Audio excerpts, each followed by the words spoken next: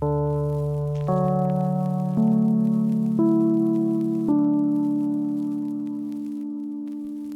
everyone, and welcome to Hot Ones. It's the show with hot wings and even hotter questions.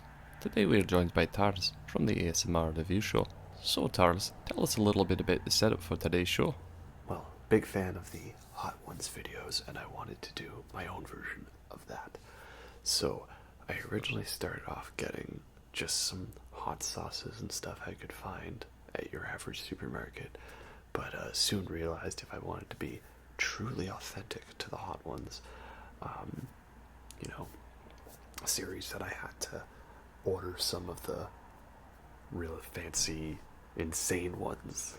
So finally got those and figured I would give this a try, because this gets to double as a get to know me episode and answering some questions, and I gotta try out all these hot sauces and stuff. So it's gonna start very, very easy over here, and we're soon gonna build our way up into some mega insane stuff. So we'll see how this goes. Alright, with all that said, let's begin. We're starting off real easy, because this isn't really a hot sauce per se. This is just a barbecue sauce that I found. It's a Rufus Tegu made some sauce. But it says, be careful, this is blazing hot. This ain't no starter sauce. So, yeah. And the instructions are eat on meat. So that's what we've got to start ourselves off with. Let's get going on that. Let's just get into it, right?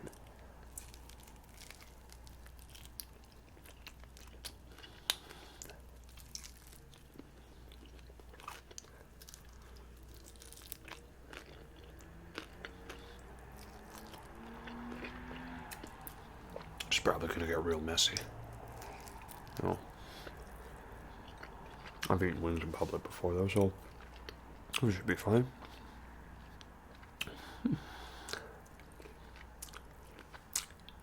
Lovely way to start.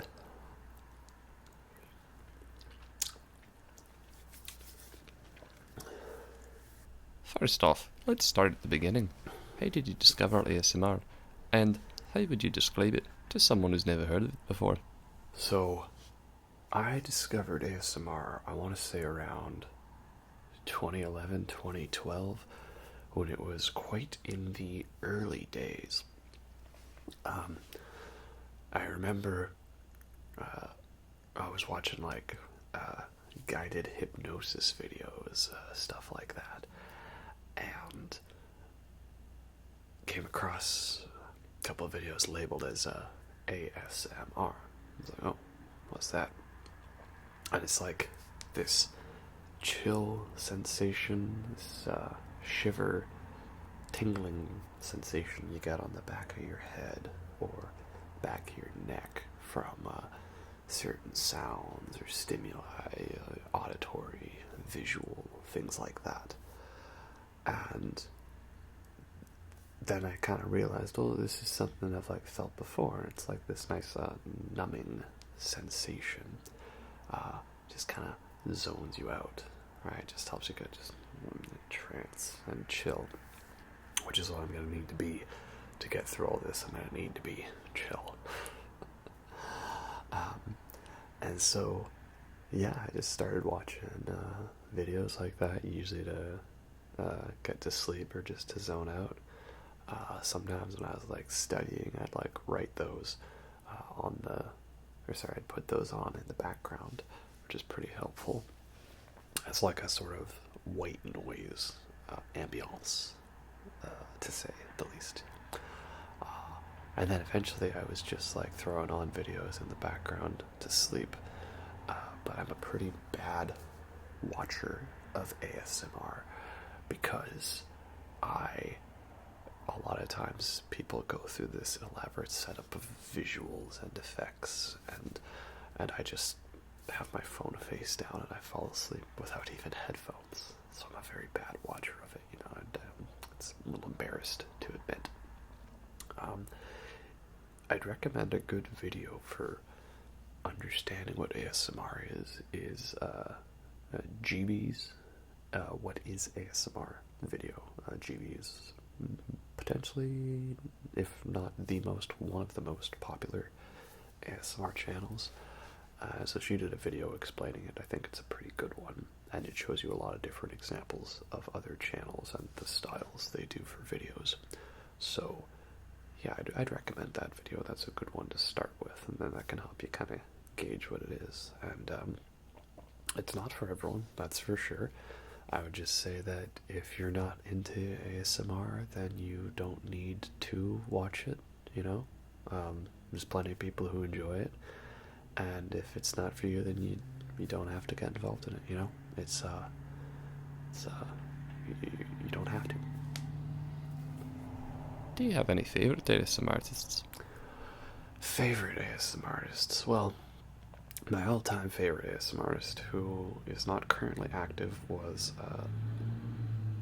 that ASMR chick.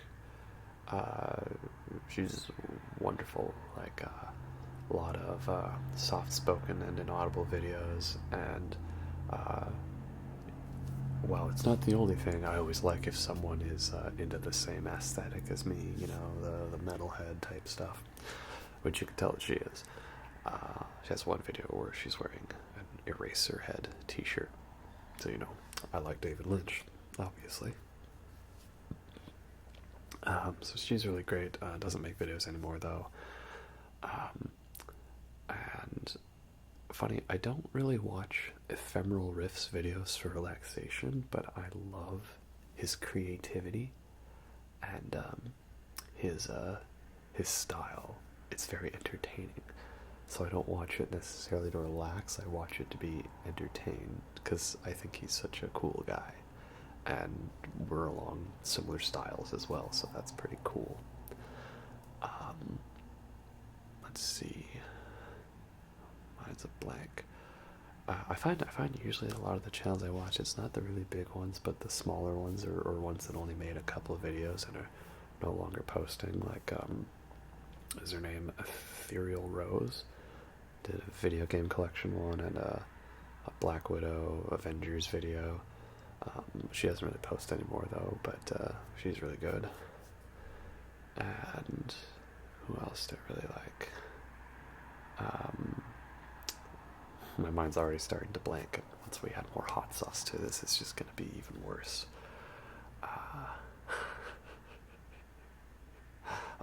Calliope Whispers. Very great, also. Love her. Usually more watch female ASMR artists, not really male ones. But there's a lot of really good ones, like Fred's Voice. He's another one who I watch to be entertained by, because just love his deep voice and his Thor impersonation. It's very good, you know. So there's a lot of great channels, and if you don't really know what to watch, just experiment, you know, see what there is, right? Some stuff people like, you might not like, you know, and we'll get to it, see what it's like, right? That's how it is. Next we have Frank's Red Hot Chili and Lime. So Frank's is just your kind of basic starter hot sauce, you know. It's you put that stuff on everything, and it's a good all-arounder. So let's get down to that. Here we go.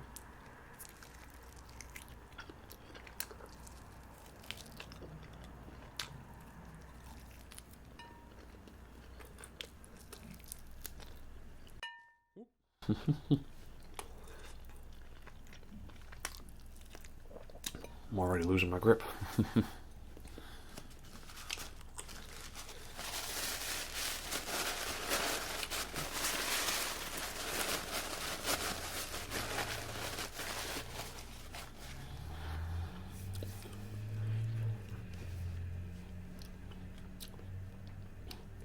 It's a good one, you know. It's like just a nice bit of heat to it, but not so spicy. It's a good sauce. I like it.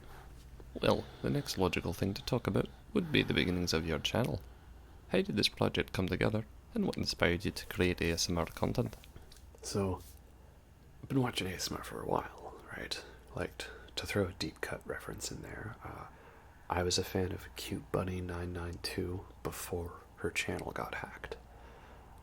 So for those of you who know, right, there's a deep cut reference for you. So I've been watching it for quite a while, and I remember I was toying around with the idea of like a channel where it would just be like very simple, and I would just like maybe film on my phone like before I went to bed, just to talk movies and music, because I watch a lot of film reviewers that aren't ASMR channels, right? Like Jeremy Johns, Chris Stockman, Screen Junkies. So I wanted to do something along those lines, but the idea was there, but it never really took hold. And then around 2015, I finally got my own USB microphone, so that it could be a little more high tech. And then that was kind of the idea. It's like something I always wanted to do, was a channel that was dedicated to film and movies, music, all sorts of reviewing stuff, because I am a person that is always ranting about things like that. I can talk for quite a while on, a topic I'm interested in. So this gave me a way to do that, but just in an ASMR way. Because I thought, hey, if I watch it enough, why don't I try my hand at some content creating? And I always like having projects to do, editing and filming. And so it's nice to keep me on my toes when it comes to working on projects and skills like that. It's mainly was the concept to it. Do you have a video that you're the most proud of? Well, I'm proud of every video I make. I know it's a cliche thing to say. I found, maybe not my earlier videos. Some of them I'm not the biggest fan of, because I kind of felt that I had so much to say, but so little that was actually said. So I wouldn't recommend my earlier videos that much. But I'd say starting around my Dark Souls 2 video was where I felt I was getting into a style and trying to push for something a little more. Because before then I felt I actually filmed a lot of videos that I never edited and uploaded, and that was because I didn't really like the way they turned out, because I don't want to make a video and put something out unless I think that it's of good quality and worth putting out there. So that's why I don't really make many videos, because I want to make sure it's a good one, that everything's done right and it turns out good. And originally it was such a hassle to film, and now that I've got a better setup, it's so much easier to do these things. But if you had to pick, I'd say, well, most fun one to make was the Rainbow Six Siege ASMR Alpha Pack opening video, because I'm a big fan of Rainbow Six Siege, and a lot of channels I watch, like Anthony Pitt or Bikini Body, Marley, Tommy, they've all done really fun videos opening alpha packs, which is like the loot boxes in that game, but you don't buy them with real money, you buy them with in-game currency. So it's a little, less sketch than something like Star Wars Battlefront. And so I finally got to do my own alpha pack opening and do all the fun editing that those channels get to do, but in my ASMR style. And I just got to have fun with it, and that's kind of what it is. It's like the most enjoyable ones are the ones I get to have fun making them, like the reading death metal lyrics, because you see those softly singing videos, like softly singing Billie Eilish or Coldplay, and I'm just like, I'm gonna read death lyrics. So it's very me in that way. So yeah, that's kind of how I feel about that. So some of these wings when we baked them were a little scrawny, so I got multiple wings here for this one. Alright. This is from Pepper North Artisan Foods, Solar Flare. Heat index medium, 4 out of 10. Smoked pineapple with habanero peppers. Yeah, so let's get down to this one. Got 2 wings, so even if it doesn't look like there's that much sauce on them, I'm eating double.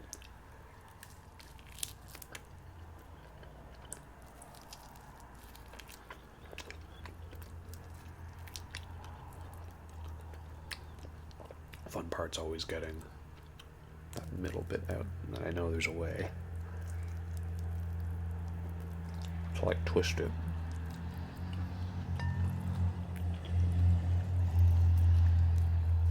With it, Bert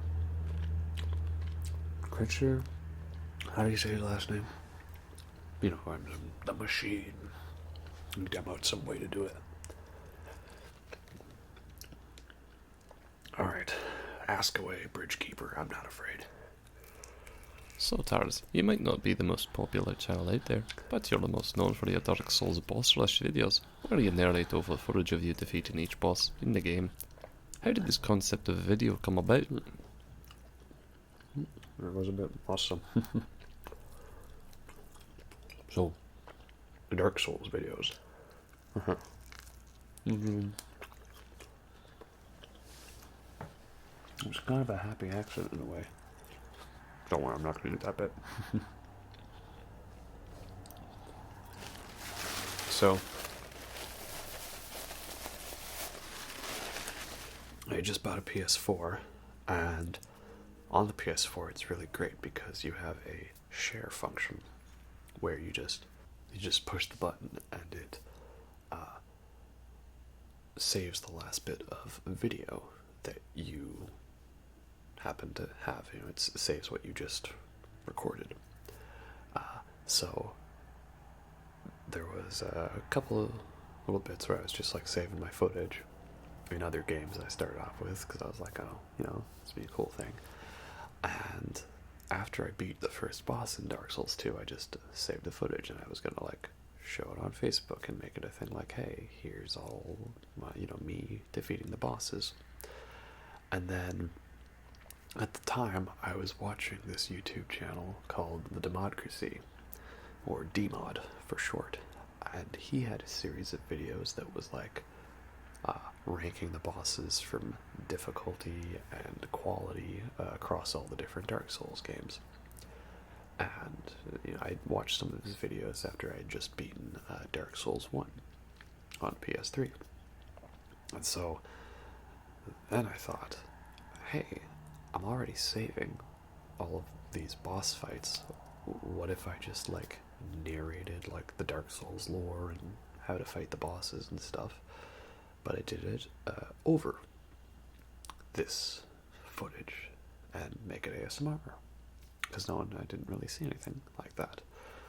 And it's hard for me to do like just straight ASMR gameplay and commentary because I'm a very loud gamer. Like, ask anyone who I've played games with, I meep quite a lot. So this way I could have it a little more controlled and I could remain calm in the situation, because, my usual me playing Dark Souls would be like, fudge, fudge, fudge, fudge, fudge. So, yeah, that was kind of how the idea came about. Very fluke. Wasn't intended to be. But then I noticed out of my videos that one was the one getting a slight bit of attention, more so than the average video. So then I decided, well, hey, I'm going to play Bloodborne next, because, got the PS4, right? That was the next game. So what if I do that similarly, but now I go out of my way to have it look all nice and include like all the cutscenes and the Chalice dungeons and everything like that. So I was very proud of the way the Bloodborne one turned out. And then it just continued on from there. And timing-wise, it worked out that right as I was finishing Dark Souls 3, that they announced the remaster of Dark Souls, which controversy on that version aside, it is nice that that was on next gen, because then it allowed me to record. That's why you haven't seen me do any PS3 games or anything like that, because I can only record using the PS4 record technology. I don't have a capture card or anything like that, so it might be a worthy investment for me. Especially if I wanted to do some really great PS3 games like Fear or Dead Space. That'd be nice to record. So that's kind of how it came about. My biggest regret about the Dark Souls 2 boss video was that because I wasn't planning on making a video, I just used NPC summons a lot, particularly in the very tough fights. So I made it a point in my Bloodborne video to avoid that, and also with Dark Souls 3, because I wanted it to be just me versus the boss, to show yes, I can do it alone. So while Dark Souls 2 is not a game I would plan on going back to recently, if I did, I would want to do a redux of that video and do it new NPC summons just as is, so that'd be good. I'm gonna have some water, but not because I'm dying of heat, but just because I have all these beautiful drinks in front of me and they're just sitting there and I'm not using them, so.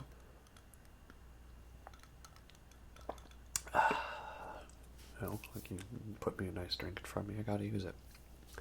This over here is rum and coke, in case of emergencies. I don't know how much that's gonna help with spice, but most important thing is the rum is no longer gone.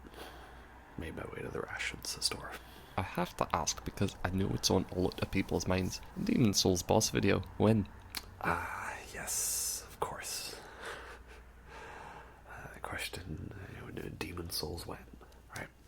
So, as I said, I can't record the PS3 games because the PS3 doesn't have a instant record save share feature. But they've announced a Demon Souls remake for PS5, made by Blue Point Studios, who did the remake of Shadow of the Colossus for PS4, which I already did a video on. Go check it out. And that was a fantastic remake. It took everything I loved about the game and just really amplified it. It looked so gorgeous. So, let me put it this way in regards to the PS5 Demon Souls remake. If I own a PS5, and if I own that game, and, if it's released, to the public at a certain time, and if I can beat the game, then sure, I'll do a video on it. But of course, that requires me to purchase a PS5 and the Demon Souls remake, and it has to be out to the public. So, what was the rumored price of a PS5 again? 500, 600, might need to, start saving up for that, put some money aside, and then who knows if the console's actually going to be decent, or, so, when I get a PS5, and when I get Demon Souls remake, I will gladly do a video on it, so long as the PS5 has the similar share technology feature. I might buy a capture card technology by then, so we'll see. I do want to.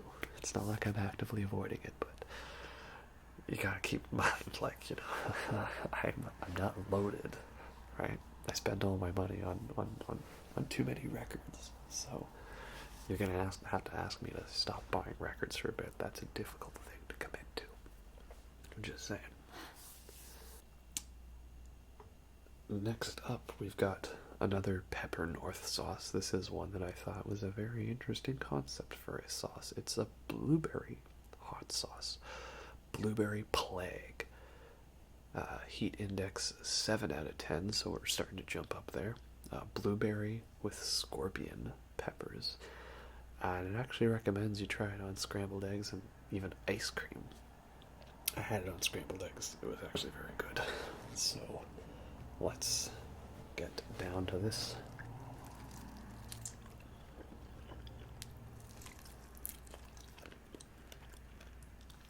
So you taste the blueberry. And you're like, well, that's good. And then you remember it's a hot sauce.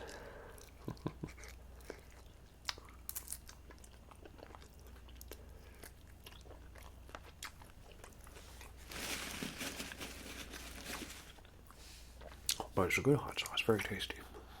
So, continuing on the topic of the Dark Souls games, how would you rank all of the Dark Souls games, including Bloodborne and Sekiro? Ranking the Souls games, plus Bloodborne and Sekiro. Well, so I haven't actually fully played Demon's Souls, so I can't really rank that one. I did start playing it a bit, but that was at a time where I didn't have my PS3 readily available for me. I only had the PS4. So, it's one that I do need to fully play. Perhaps I might try to play the PS3 one before the PS5 one, though I know that the servers are no longer active, if I recall correctly, so no NPC summons, or other player summons, unfortunately. So, oh well. Though I can say I did beat Flame Lurker, but I was using magic, so. Anyways, we can't talk Demon Souls really in the ranking. So, least favorite, pretty obvious, Dark Souls 2. I've only played the Scholar of the First Sin edition. I've not played the original. And it's interesting because I heard from most things that Scholar of the First Sin is better. It's an improvement upon the original, and that it's how the developers kind of intended the game to be. But then I've also heard, though, specifically from Democracy, that Scholar of the First Sin is just the over-the-top gankfest, and that original Dark Souls 2 is actually a better game. And it's kind of funny because out of Dark Souls 2 Scholar of the First Sin, I think my favorite parts of the game were the DLC areas. Perhaps they were quite video gamey in their setup and very linear, but also I liked that. I liked enjoying and to explore the different areas, you know, the sunken city pyramid, which felt very much like Zelda inspired, and you had like the ice palace, right? Canada, except for the frozen wasteland area. Just forget that ever existed. Yeah, but yeah, I actually really enjoyed the DLC stuff to it, more so than the base game, but that might be controversial. Then from there, it's a bit tough because my choices are Bloodborne, Sekiro, Dark Souls, and Dark Souls 3. I don't think I like Sekiro as much as Bloodborne, Dark Souls, or Dark Souls 3. It's a very well put together game. It's very simple and straightforward. You know, it's you play as a character, and you don't have RPG elements in terms of the play style. It's just simply abilities. It felt very retro and old school in that way, which I like. You know, no forced multiplayer, no nothing. Probably not going to get any story DLC for it. A bit of a shame, but hey, that's fine. Just keep the game nice and simple. And it was a very fun experience, that's for sure. So that leaves me with Dark Souls 3, Bloodborne, and Dark Souls 1. And I would put, I guess, then Dark Souls 1 in third place. As many have pointed out, the second half of that game is quite flawed, because many of those areas, like Lost Izalith, were rushed in development and left unfinished.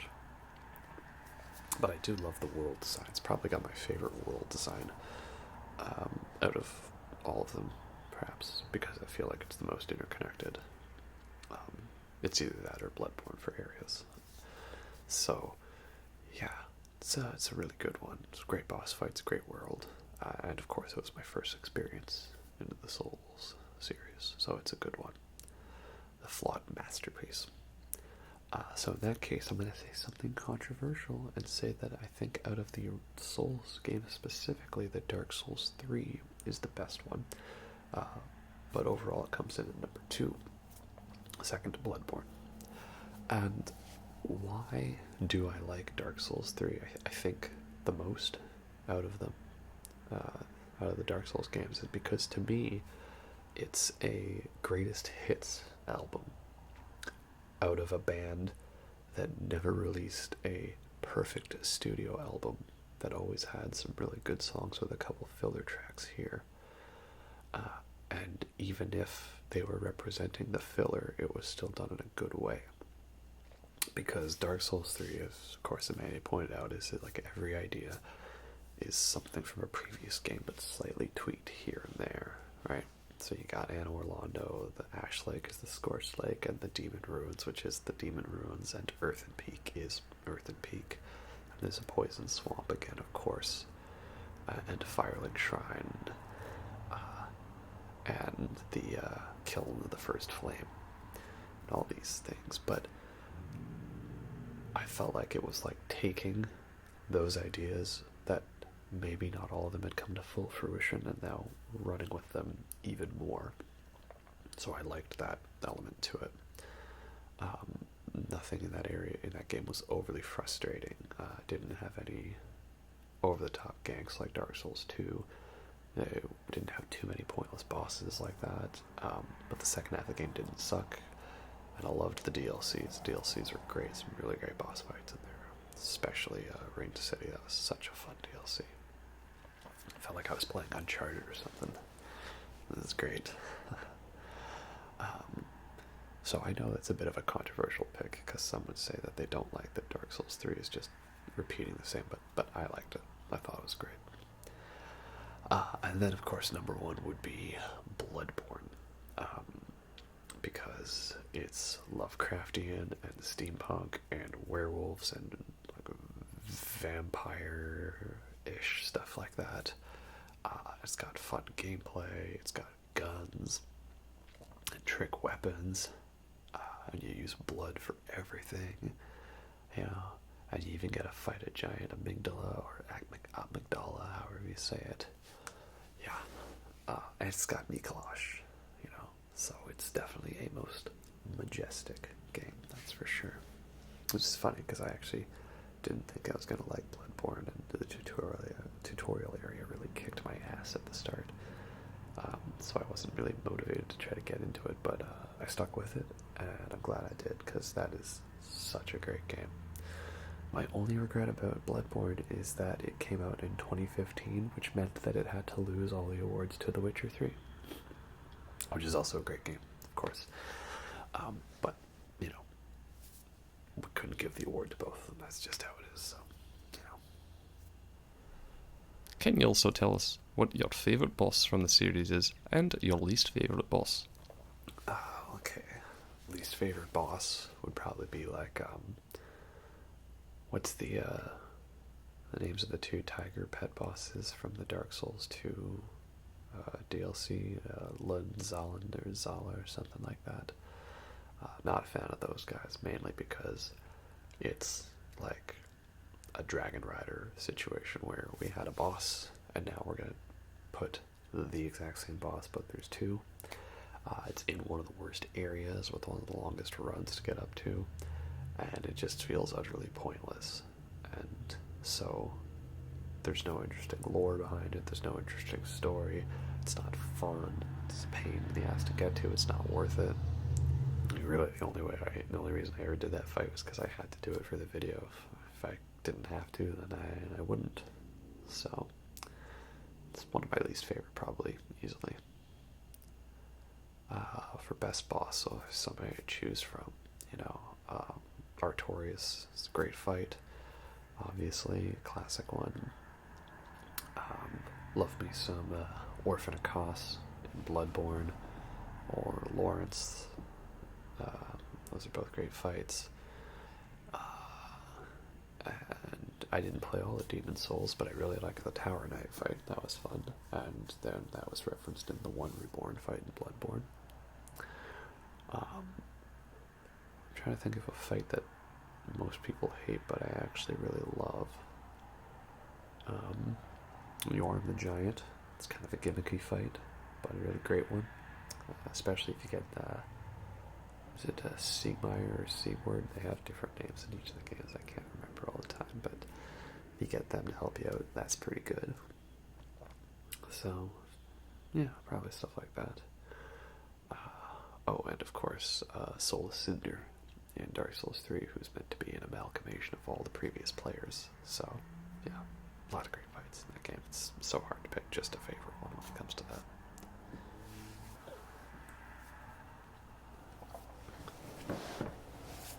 So, next up, we got Nando's Peri sauce. Peri. And I got the double extra hot one.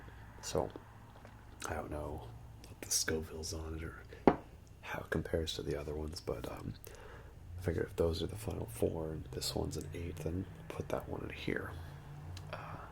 And we're double dipping on these ones as well. I got 2 ones, so, extra amount of sauce.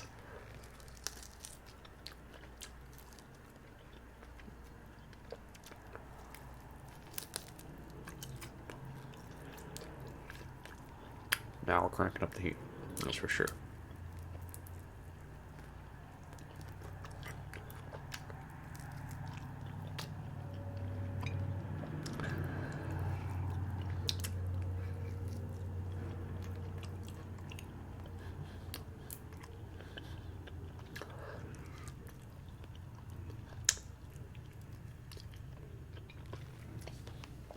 I don't want to say stuff like, oh, the sauce isn't that bad, because that's when it hits you. Right? Respect the sauce. The thing about Nando's is that if you get a small bit of it, it's not bad. But if you keep putting it on, that's when it gets bad. And that's what I'm doing right now, so I'm such a smart person.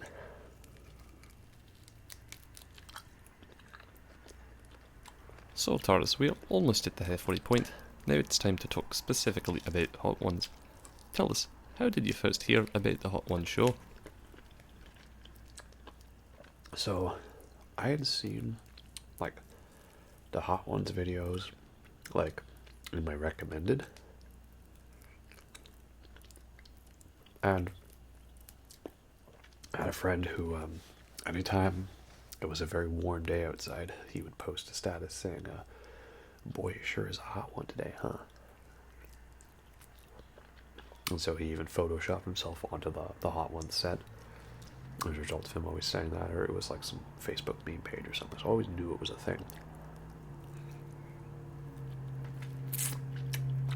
Nice.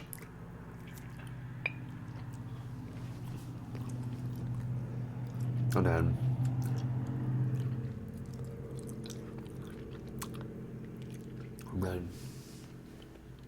one day, a friend of mine decides to show me the Jeff Goldblum episode of Hot Ones, because I always talk about how I love Jeff Goldblum.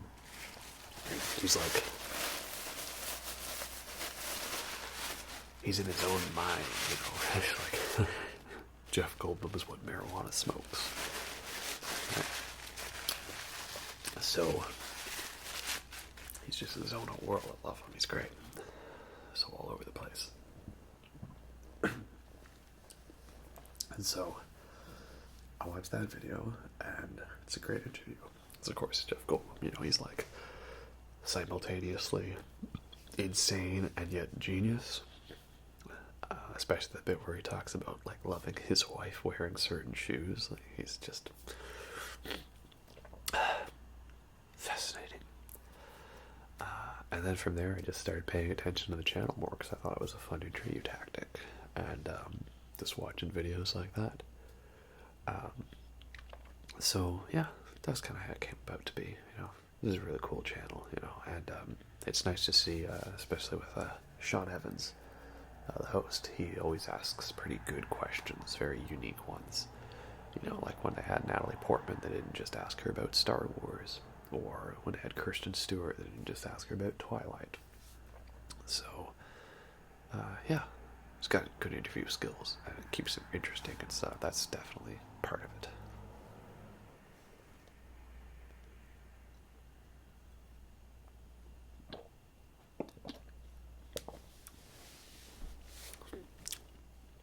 See, the milk clears it out nice now, but this is where we start getting into the deep end. So, this next one we have here is Momento de Muerte.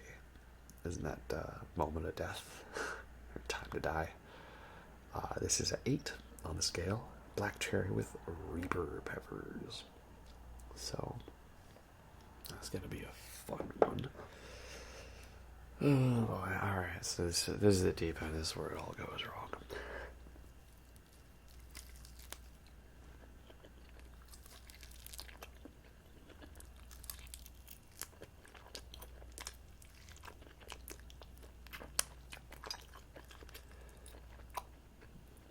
Yep.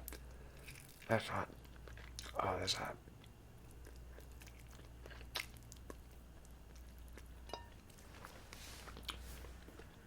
See, it's also got a good flavor. It's got black cherry flavor. But then you also remember that it's a hot sauce. So it starts kicking in.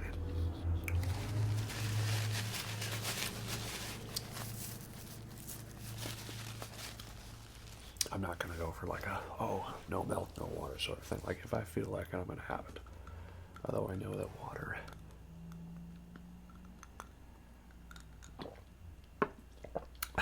doesn't really help much when it comes to spice. Milk is more the thing to go with.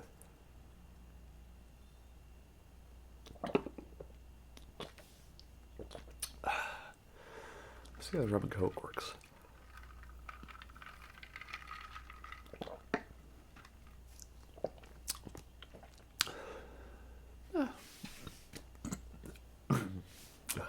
It's all about the same. Now, I know that when it comes to film and television, that you're more a film kind of guy. Give us your top 5 favourite directors and your favourite and least favourite film by each of them. Okay. Top 5 directors.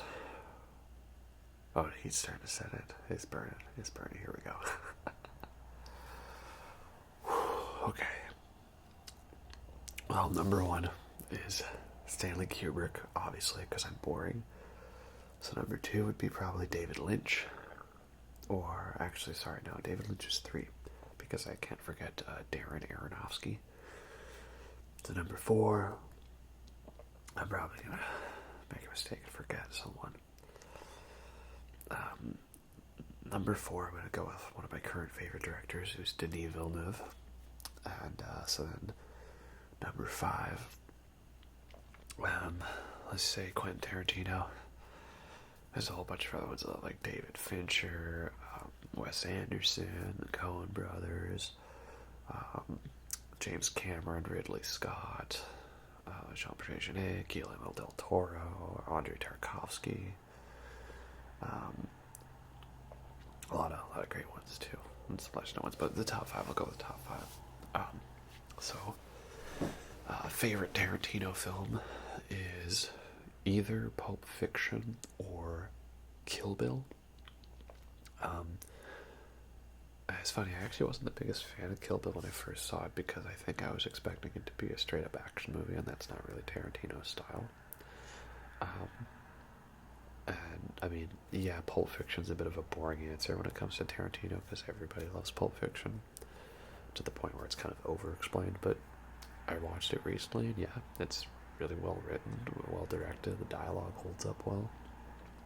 Like, in terms of the story, I mean, some language in that film is quite dated, that's for sure. But yeah, so Pulp Fiction's great, Kill Bill's great. Least favorite by Tarantino, if we're only talking the full films he did, not like, stuff written by him or like 4 Rooms where he directed part of it, just full film. Either Jackie Brown or Death Proof, both also still great movies, but just ones that I like how do I say this? Like with my favorite Tarantino films, I watch them a lot. I watch scenes from them. I talk about them a lot. I quote them a lot. But with Jackie Brown and Death Proof, like, I don't watch them that much. Some of them, I think I've only seen both of those once. I don't really quote them. Don't really talk about them much. So they're just not as impactful on me as the ones I like the most. While talking about Tarantino, I will say Once Upon a Time in Hollywood is a fantastic movie. I loved it so much. It gets better the more I watch it. And it's one of those ones where if I just start watching a scene, I have to watch so much more of it because it just, something about it just really keeps you engaged in the film. There's something about it. I just can't turn it off.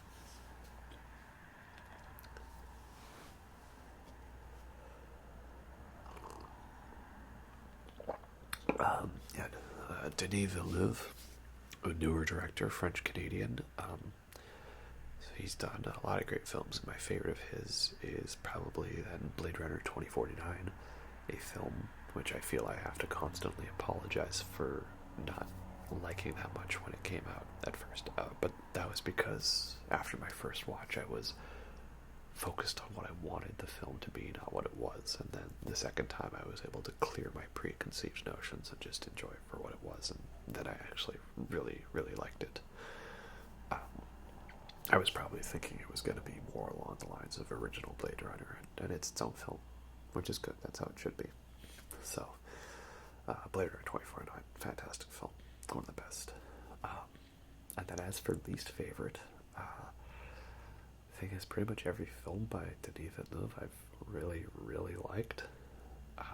There's a few of his early films I haven't been able to see yet, and I know he took a break from directing for a while, so perhaps those, if I saw them. But like, I love Prisoners and Enemy and Sicario and Arrival, and Blade Runner 2049. I'm really hoping Dune comes out this year, or that we at least can get a trailer for it at this point, because I think he's going to be the perfect guy to do that style. So maybe Polytechnique, but that also might be least favorite, just in the fact that that's not a film you can just casually watch. You've got to be in a mood for that one, because of the context to it, because it's like a recreation of a very tragic school shooting in Canada. So that's not just one you can watch and enjoy, like Arrival or Blade Runner 2049. All great films. 3, David Lynch. Talked about David Lynch quite a lot recently in a video. You should go check it out. Favorite David Lynch film is Mulholland Drive, and least favorite is kind of a toss-up, because I do really enjoy Dune, but I know that that is not a good film, and that it's flawed, and that David Lynch, doesn't want to talk about it, hates it. He just did like a Q&A video, and he said, like, I'm proud of every film I've made except Dune. So I guess it has to be Dune by default, but I think I enjoy Dune more than like The Straight Story or Wild at Heart. Those are also good films, but ones I don't watch nearly as much. Number 2 is Darren Aronofsky. My favorite film of his is kind of a tough one, because I like a lot of his films as well. I really like Pi, his first film. It's got a nice low-budget feel to it. But I also really like Requiem for a Dream, even if it's a very hard movie to watch. I guess my favorite's probably Black Swan, because that's like a nice blend of every aspect of his style into a really nice, concise film with it's great acting, and it's not a horror movie, but it's still terrifying. The least favorite is probably Noah. I think it's actually a good movie. It's really well done, well shot, and the thing with Darren Aronofsky is his whole theme is that every one of his films has a character who is driven to make themselves perfect, and in doing so usually compromises themselves and their relation with others in some way. So I didn't know how he was going to do that for when he was making Noah, but he found a way to do it, so it still fits in thematically with all of his other films. It's just the style to it's a little more Hollywood blockbuster. I think it's underrated, though. I don't like how people criticized it for not being biblically accurate, when it does follow a lot of concepts to it, and it's an adaptation. Like, you can have films that are adaptations and say, hey, it's an adaptation, and it puts its own twist on it. Though, I do find it funny, though, about out of all of the, magical and crazy things and, unbelievable things, the miracles of God that are detailed in the Bible, out of all those things that happen, the one thing that happens in the film that people can't believe is spirits of angels controlling rocks. Like everything else was fine, like a family building a boat large enough to hold every animal in the world and surviving a flood that covered the entire earth. That was fine, but rock monsters was too far-fetched. I don't know. I said that number one is Stanley Kubrick. My favorite director is a boring choice, and my favorite film by his is a boring choice, because it's 2001: A Space Odyssey, because I am a nerd, and I'm uninteresting. And my least favorite film by his is probably Fear and Desire, which was his first film, and not one he was necessarily proud of the way it turned out.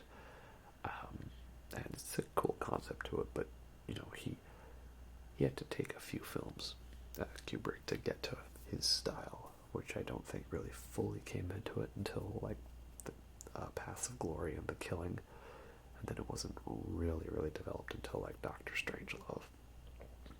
But the 2001 it's a perfect movie, obviously.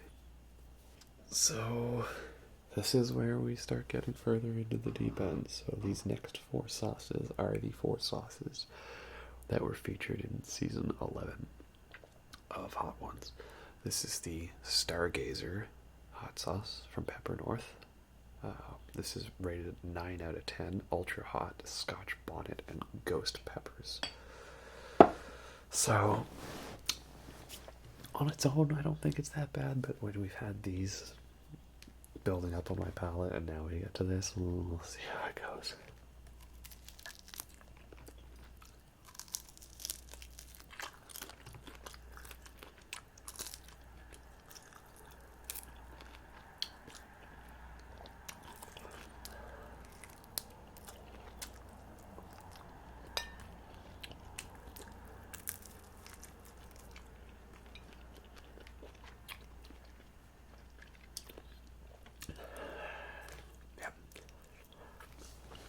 It's hot. Ghost peppers. They sneak up on you. And they linger. Now I just have to be careful not to touch my eyes or any other part of my body. Okay.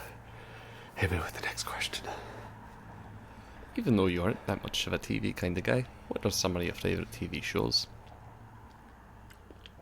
So, to elaborate why I'm not really a TV show person, it's gonna be a little bit embarrassing to admit, but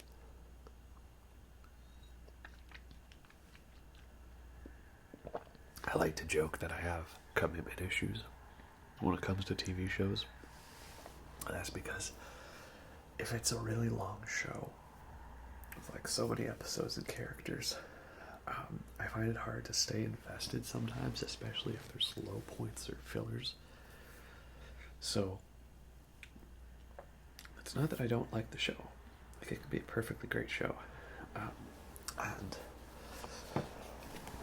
if I take a day off from watching the show, the next day I'm like, do I feel like watching it? Or should I just do something else? Or, I get distracted. And then all of a sudden this time builds up, and next thing I know, it's gone so far that if I want to watch the show, I have to start from the beginning again. So, Breaking Bad is a great show.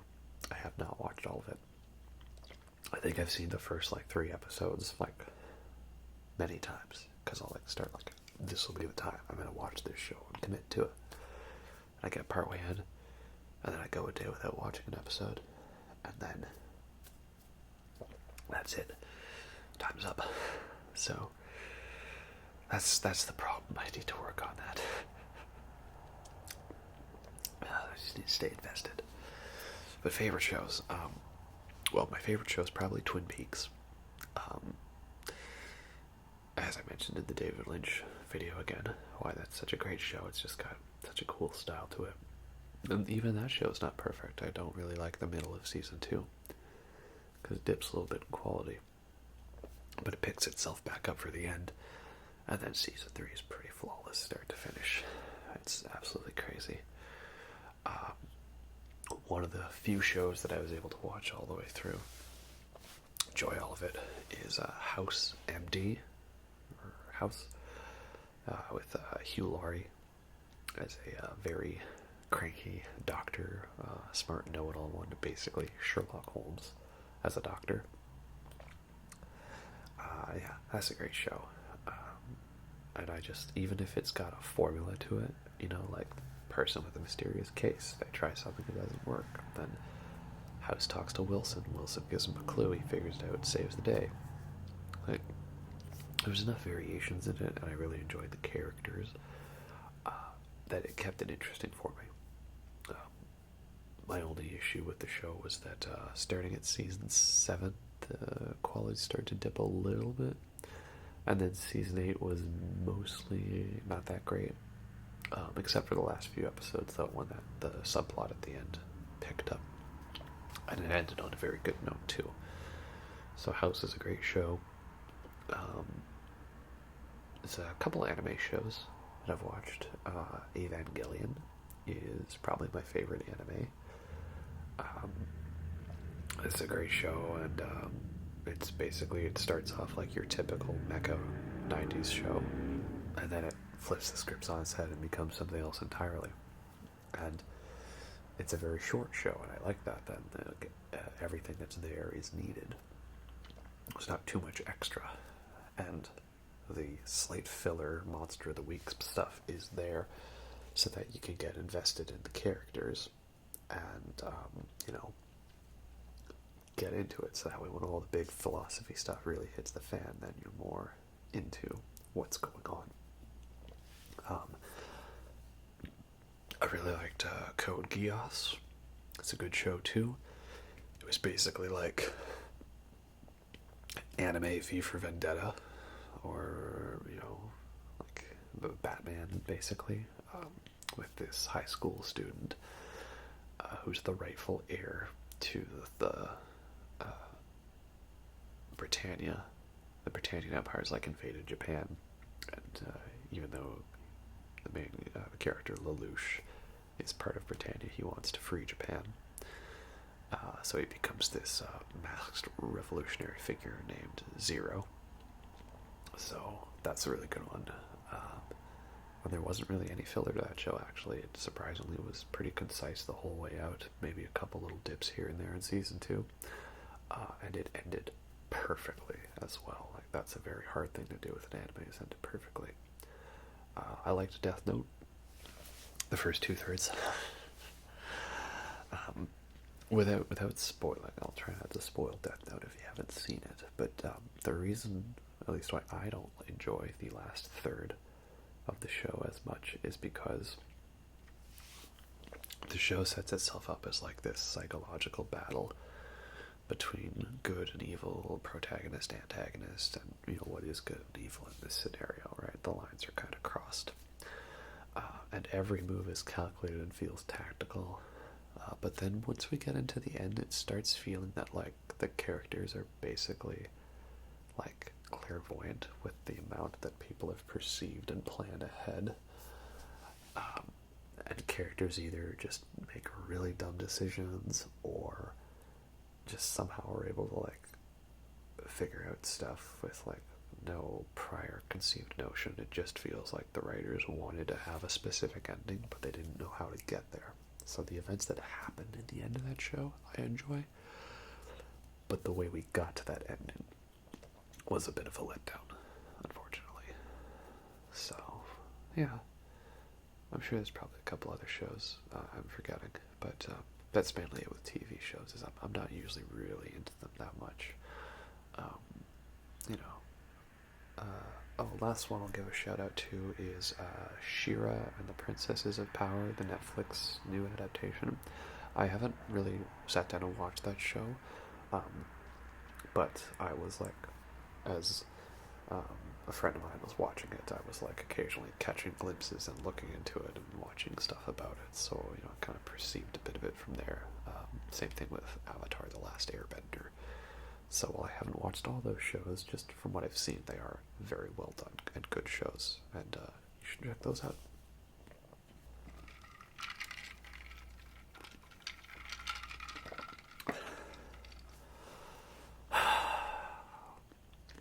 This is the one that I'm not looking forward to. So, this is The Bomb Beyond Insanity.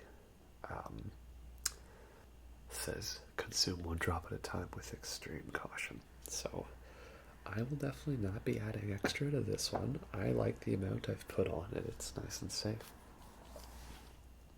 Before I eat this one, fun story about this. So, I accidentally had a sauce for mac and cheese bites spiked with Da Bomb, because it was a friend's birthday, and the bartender was supposed to bring this.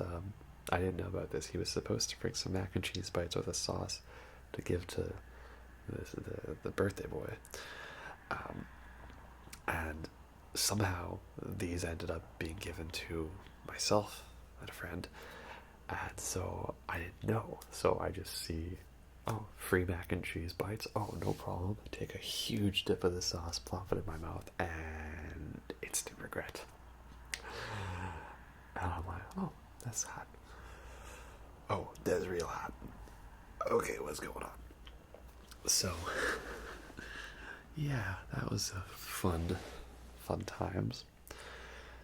So now it's time to try this again. So yeah. Anyway, here we go. I'm looking forward to it.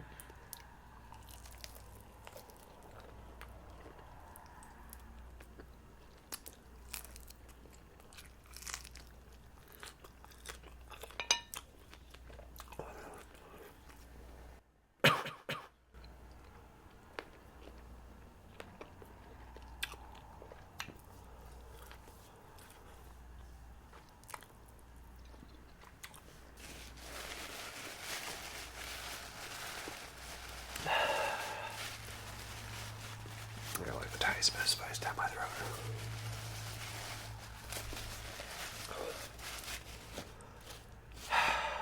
Yep. Alright. So this next question can be a bit of a deep dive back into the old original setup you had. In your old setup, you used to have 3 albums framed in the background. Can you tell us the significance of those albums and why they were there? Okay. Yep. Here we go. Okay.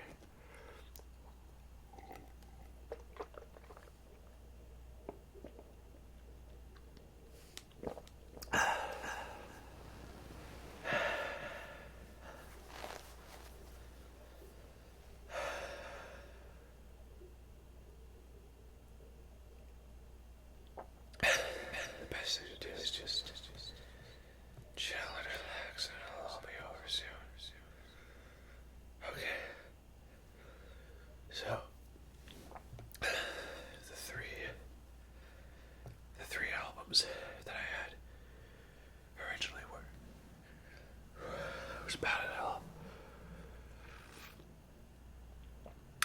Bad at Hell by Meatloaf.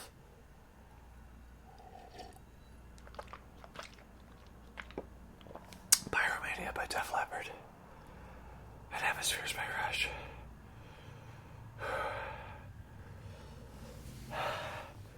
And the reason I had those was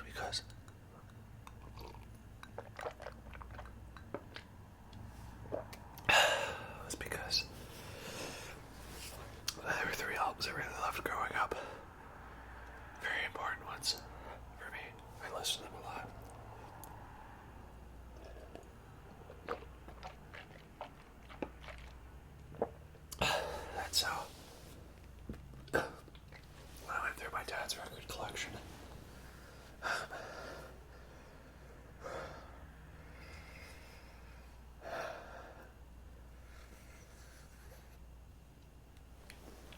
better than my dad's record collection.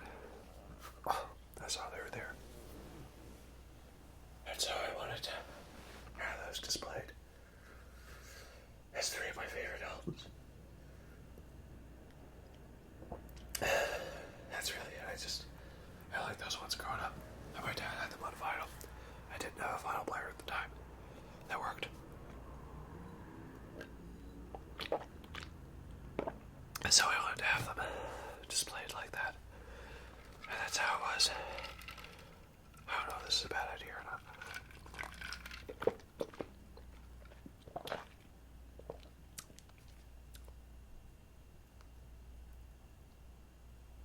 That actually helped quite a lot. Okay. Note to self. The rum and coke is a good way to go.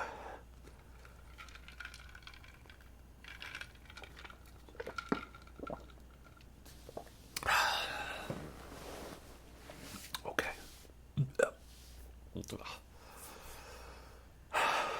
So, moving on.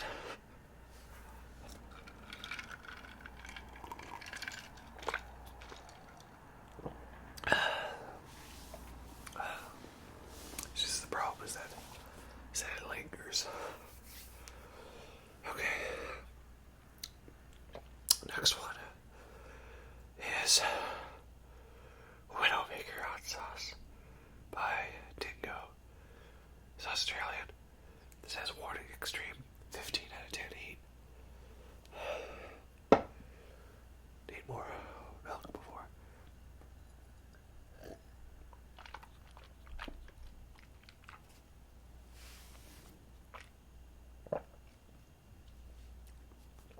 Wow. It's hard to rank by least attractive moments, but this is easily top 5 material. Alright, ask me the questions. Bridgekeeper, I'm not afraid. After I, of course, bite into this one. Alright, here we go.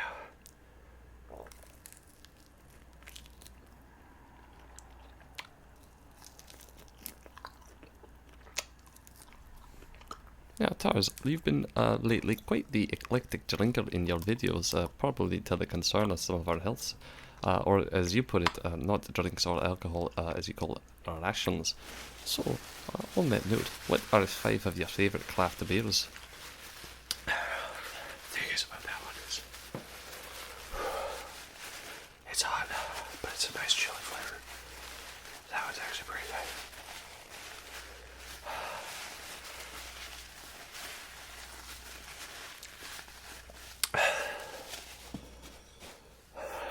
Right, so the whole drinking thing came about because, well, I was already planning on finally having been moved into the new location to filming some more videos.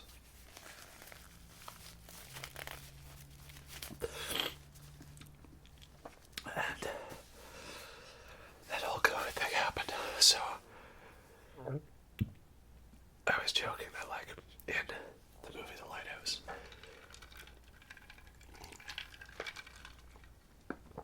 they make sure they have plenty of rations. And their rations is bottles of alcohol. So I decided to just make that a running theme. That I had plenty of rations to get us through the storm. Of course, no place in Canada ever went into full lockdown mode yet. At least at the time of this video. So, I guess it didn't really need to be happen.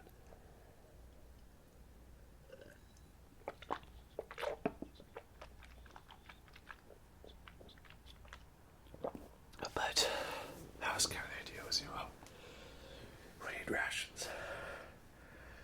So, craft beers. I really like Dark Matter by Hoyne. It's like the perfect dark malty beer. And then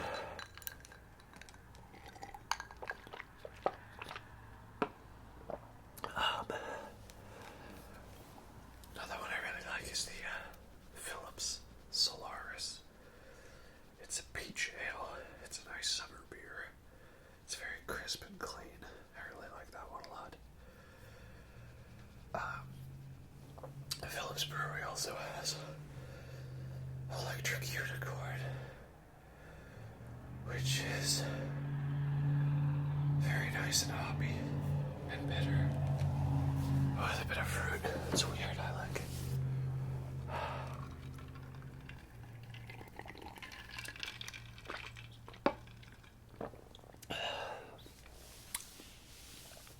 And then,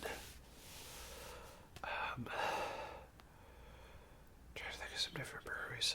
Fuggles and Warlock has last strawberry wit. Very good strawberry beer. And Russell Brewing had this one that I think was a limited time.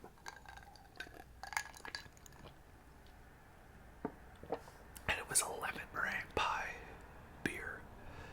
And it tasted exactly like lemon meringue pie.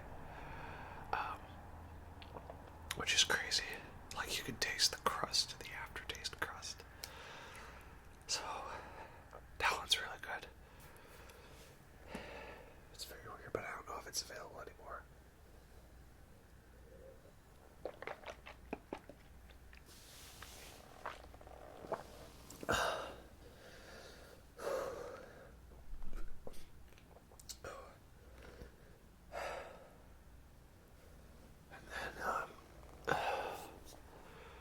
Let's say one more for good measure.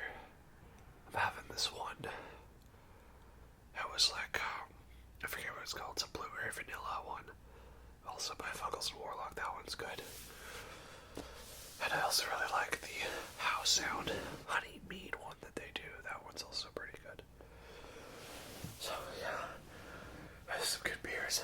I'm sure I'll drink plenty more in future videos.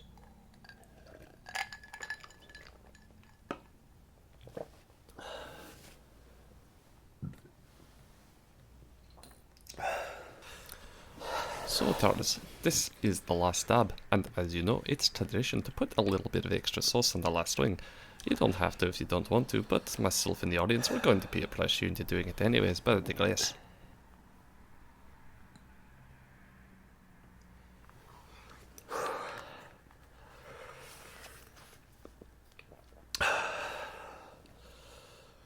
Triple X. First we feast presents Hot Ones last dab. Pepper X, Chocolate X, Peach Pepper X.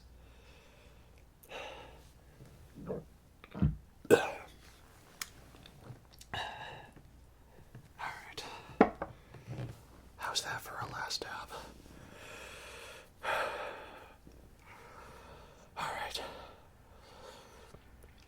If I don't make it out, tell my friends and family, everyone I love, to go screw themselves.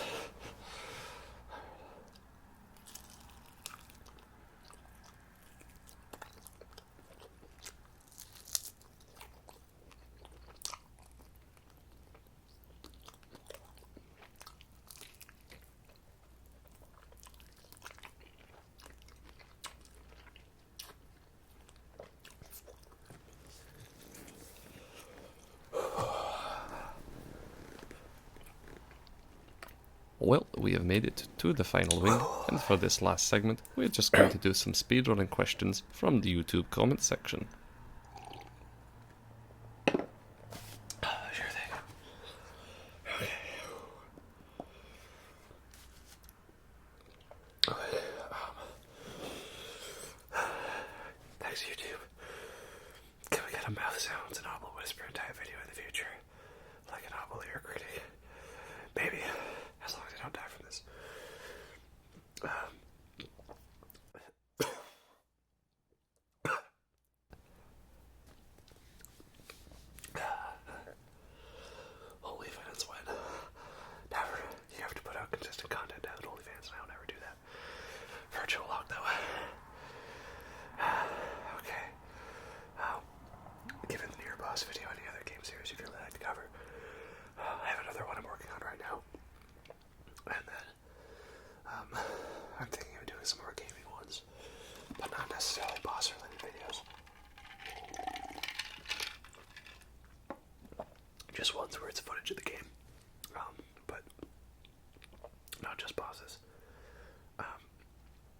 How's life going?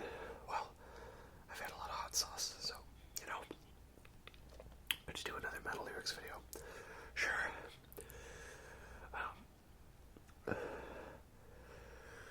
What's my real name? I said in another video, you can go find it then, but I like to go by Tars. What are your feelings on Slipknot? They're decent. Current game of the year for 2020.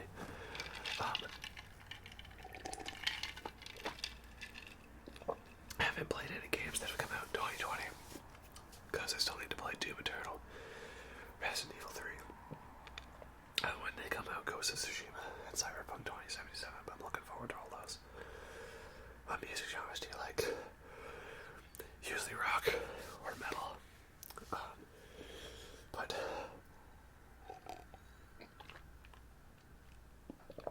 I like to experience a lot of different subgenres regarding that, so not just like thrash metal or just death metal or just hard rock, post rock, garage rock, psychedelic, progressive. I like some rap, some country. I like a lot of electronic stuff too. I've been really into the industrial lately, so electronic stuff's good. Do you like metalcore? Not really. 2000s. I kind of like to forget all 2000s popular music exists with all genres because I don't really dig it. Some early Avenged Sevenfold is nice. Why aren't you more popular? Because I don't really try to do much to put myself out there. I'm not just going around spamming links and saying check out my stuff.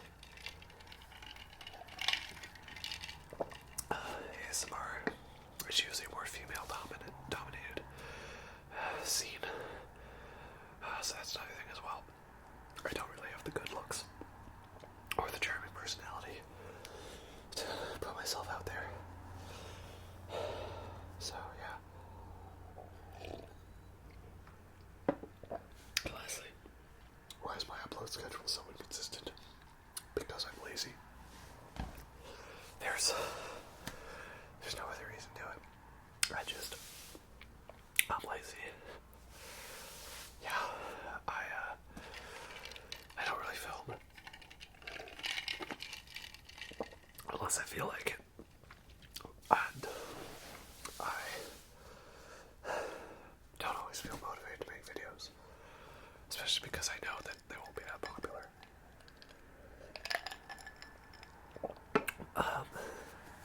So yeah, I just only film when I have an idea that I really want to do, that I'm passionate about. And sometimes it's hard to get yourself to stay really passionate about certain ideas. And also I'm just lazy. Like that. That Nier Automata video I just did. I recorded all the audio for that last fall. And then I just sat on my computer and I didn't want to bother listening to myself for the 3.5 hours. Because I have to listen to everything back to make sure the video is proper. That's the most annoying part. So then you say, well, if you don't like your voice, then why make an ASMR channel where you have to listen to your voice? And I say, I don't know. What I do know is that I did it. Whoa, it was pretty good. And then we got to the end. And that's where it hit you. Alright, now I can start cleaning these sauces out of my fridge.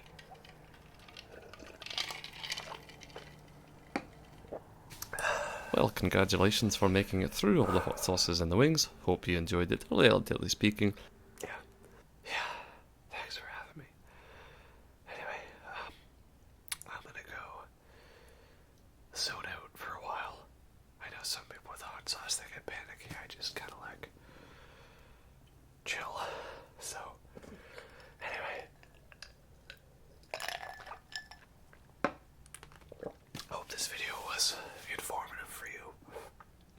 This was fun to make.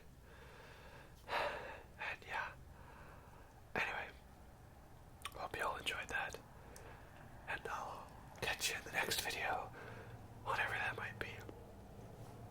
Have a good night. Bye. Alright, well, thank you very much everyone for joining us on this special ASMR episode of Hot Ones.